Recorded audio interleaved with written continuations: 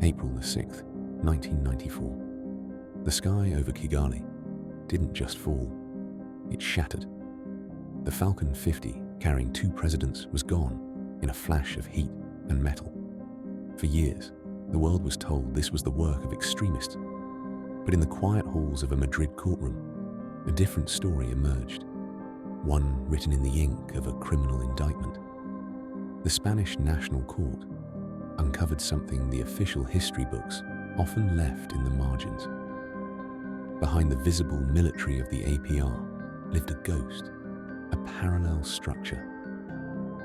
It was known as the DMI, the Directorate of Military Intelligence.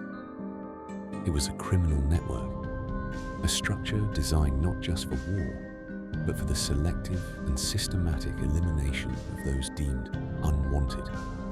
They called it Gukubura, the cleansing. The indictment names the architect. It points to secret meetings in Malindi, far from the eyes of international peacekeepers, where the map of Rwanda was redrawn. Not with borders, but with targets. Imagine a football stadium. In Byumba, it wasn't a place for games. It was a holding cell for 2,500 souls. The court documents describe a chilling efficiency. People gathered under the promise of safety, only to find themselves at the center of a purification program. The indictment doesn't blink.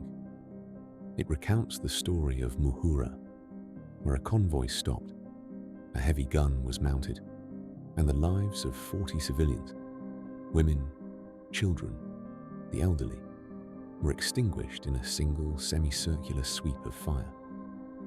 But the shadows didn't stop at the Rwandan border. The narrative follows the trail into the deep, humid jungles of the Congo.